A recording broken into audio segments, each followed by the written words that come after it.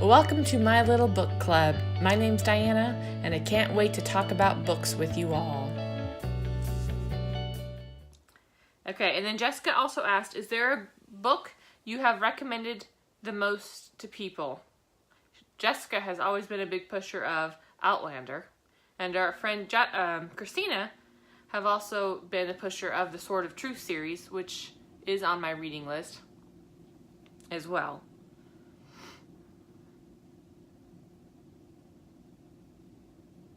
So I'm make sure I'm reading all the question. Okay. Is there a book that I would recommend the most to people? Caravel is one now that I recommend a whole lot to people. Because I feel that Caravel brings in a lot of different genres into it. So it's not just one interest. Like, as much as I love Erica Taylor, her books, I feel she's romance. Whereas Legendary has intrigue and mystery and romance and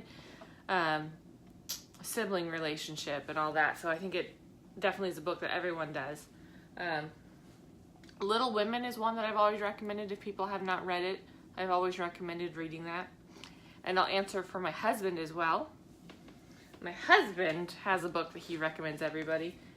And that, as you can see, is a very loved book, a very worn out book, because he has also lent it to everybody. And that's Atlas Shrugged by Ayn Rand. Sorry, butchered her name that time. So those are my book recommendations. And Atlas Shrugged, I can't say I loved reading it, but it is a good book to read once. But it's definitely a book, it's like Outlander. It's really good, but it's a lot to digest and take in, so it could be a long read. If you could book travel, the movie doesn't do it justice. If you could book travel, which book realm would you jump at a chance to visit? So this question, I should have asked for clarification before I answered it. But what I'm wondering is, do you mean which book I would want to travel into, or just which type of genre, like book, like a fantasy book, or, I mean, how did you mean that one? But I'll go ahead and answer with what I normally would answer if I'm just talking about books. And I would love to travel back to Little Women or Anne of Green Gables. There's something about that time period that just, both of them, just the simple way of life, even though it was challenging, I would always want to, I would totally go to Narnia if I could. That's the problem. I think I'd go to every place. But Little Women and like Anne of Green Gables are like my life learning travelings that I want to do to learn more about life. Narnia has actually always been one of my dreams. When I was younger, we actually had like this wardrobe, like the Narnia wardrobe. It was an old antique wardrobe that had been in my family for years. In fact, my dad still has it in his house. So sometimes I still get nostalgic when I go over there. But I always was playing inside there, because to me, it took me to Narnia, because I had a wild imagination. So Narnia is where one of my fun places I would go and tried to go to often. And then, yes, Harry Potter. I would love to go to the Wizarding World and go to school and learn all sorts of fun stuff there. So those are mine. Narnia and Harry Potter would be totally awesome. So yes, I am a total nerd. And then the next question is, what would be your ideal place and or weather to read in? So Jessica daydreams about her perfect relaxing place, being up at a cabin surrounded by trees with pine trees scent and cedar wood and birds chirping and the sound of a stream nearby. And that's her ideal location. Mine, I would totally play in Caravel and be part of that game. But so mine would be kind of two places, so it kind of depends on my mood. One is outdoors in the mountains by a stream in a nice cool grass shady spot where it's sunny outside but not hot, and there's a nice little breeze that goes through, and you've got the rushing water next to you. That's always been one of my favorite places. And then, which I actually had growing up. I was far from the river, but you could hear the river. Unfortunately, the only downside was we did have a highway between us and the river. So you did hear the sound of cars, but it wasn't terrible. It wasn't really that terrible. And we had a huge backyard with these big, huge trees. So we had a tree house in it with a hammock. So I would read in the hammock a lot. My other place is when it's raining outside and I can't go outside. The best place is to be curled up in a warm blanket on a comfy spot next to a fireplace drinking hot cocoa. That I think is the best. That's about the only time I like to be near a warm fire is when it's really cold outside. When we lived up in Washington, it used to snow a lot up in the winters. And so we'd have -degree weather. And my mom and I were big readers, so that's what we would do. We'd sit together, I'd be cuddled up with my mom, and we'd read together next to the fire. We'd drink hot cocoa. We'd also have ice cream while we drank hot cocoa in front of the fire, because we were weird. It was pretty awesome. Yeah, you have a nice fireplace, huh, Tanya? Next question is book versus movie. Was there a movie you actually preferred more than the book? Yeah. Harry Potter was one, weirdly enough. No, not Harry Potter. I said that wrong. Lord of the Rings, the very last book. In fact, I didn't even finish reading the last book because I got to the end of the book where the movie had ended, and there was still like this much of the book left, and I was just like, no, I don't want to find out anything else. I like this, and so I stopped reading it. I was like, no, not doing it. There have been other ones, and I'm trying to think of them at the moment. I can't seem to think of them. I just shut down my tablet. I'm trying to think if it's up here.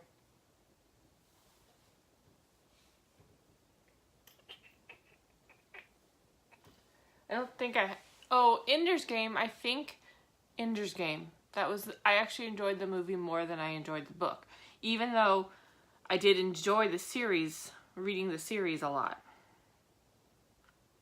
If that makes sense.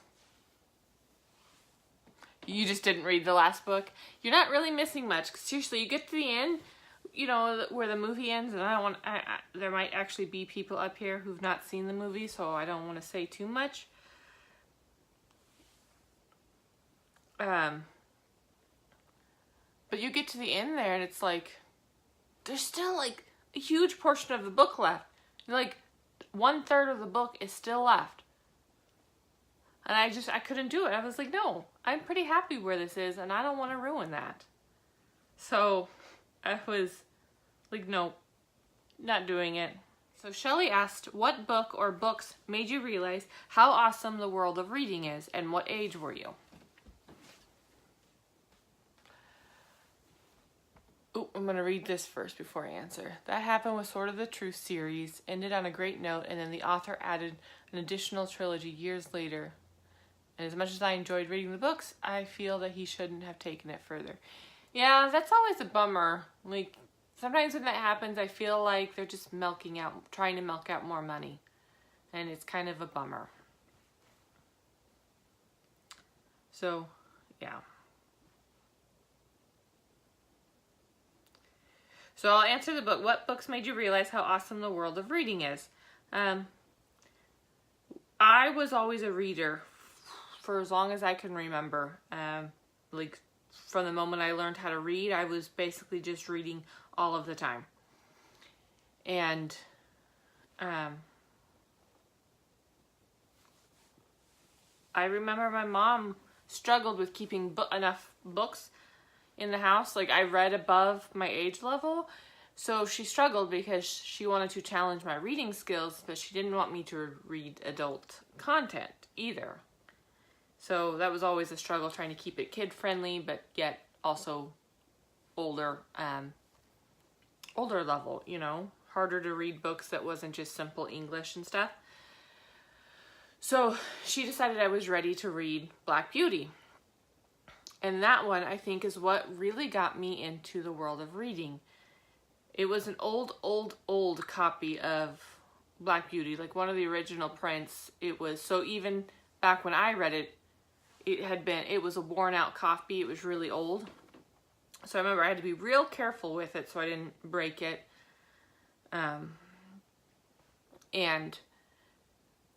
I honestly don't remember a huge part of the story.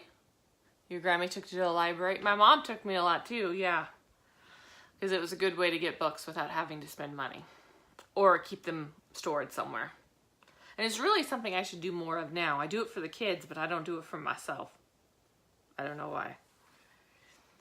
But so Black Beauty, it opened up this huge world.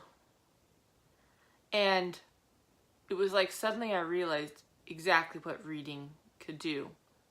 Like, I had let my imagination get carried away in the story, and it was like I finally realized really how awesome reading was and how much I could basically disappear into the book. I always knew that. I mean, I was always reading, and reading had always been my escape from real life. Hi, Elaine.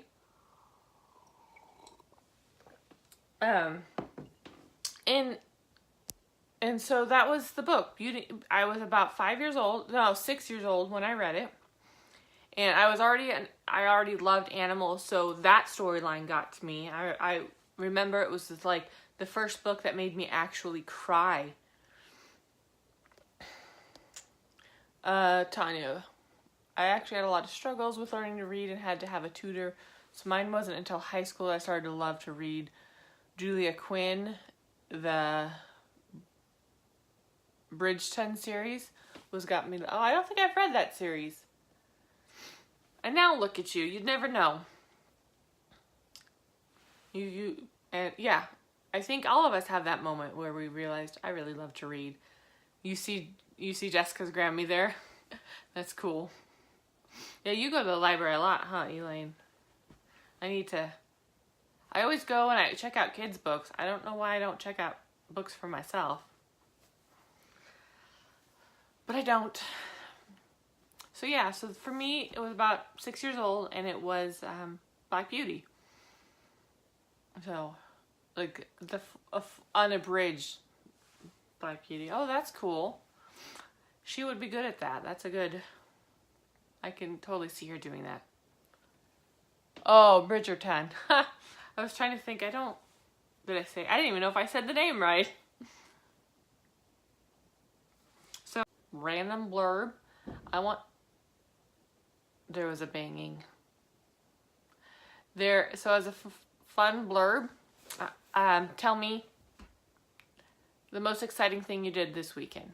I'll talk to you guys in a little bit. I'm going to figure out what my son is doing, and then I'll hop back on for the unboxing. Bye! Hey guys, make sure to subscribe to my channel so that you can see all of my uploads. And also make sure you like the video if you liked it, and let me know what kind of books you'd love to hear about. Love to hear from you all. Bye! Subscribe! Bye.